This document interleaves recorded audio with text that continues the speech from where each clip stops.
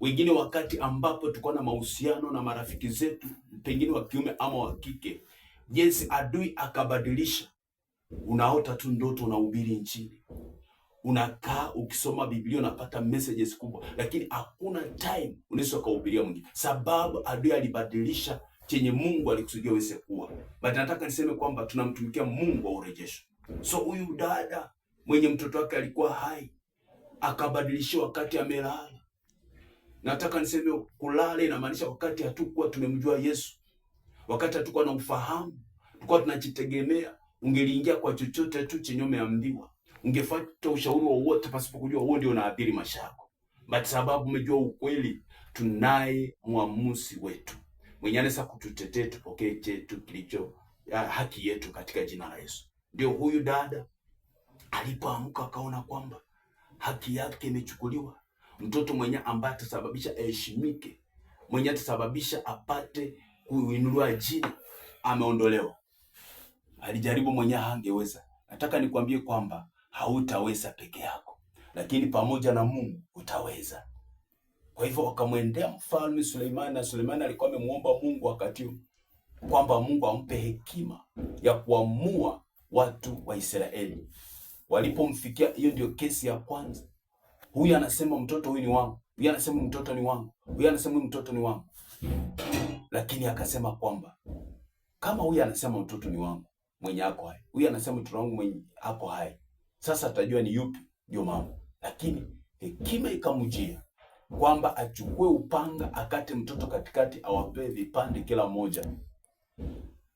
Yule mwenye mtoto akaona kwamba badala kupoteza, heri nijue ameenda akiwa hai.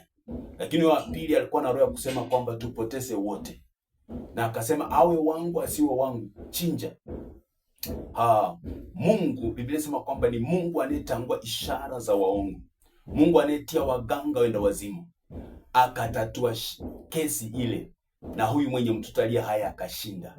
Nataka niseme kwamba waliokunyang'anya wende kawa na pesa zaidi yako, waliokunyang'anya wana hekima zaidi yako, wanataja hekima yao, wanataja maarifa yao, wanataja uweza wao, lakini tuna Mungu ambaye anatangua ishara za waongo, anayetia waganga wenda wazimu. Na Mungu atangue ishara za waongo alichukua kilicho chako, na Mungu aweze kuisha hekima yako kama ujinga, na upokee kwa jina la Yesu. Nikimalizia katika kitabu cha Yeremia 29 mstari wa 10, kuna wakati ambapo ule Israeli alienda kinyume na mapenzi ya Mungu, na ikawa kwamba aende kwa kifungo.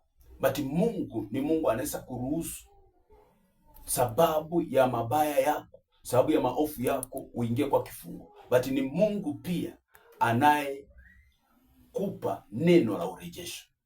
Akaambia Yeremia kanena unabii kwamba wakati utakapokuwa Babeli kwa miaka 70, nitakumbuka neno langu leo njema na nitawarudisha mahali hapa. Na kweli baada ya miaka 70 ni miaka mingi.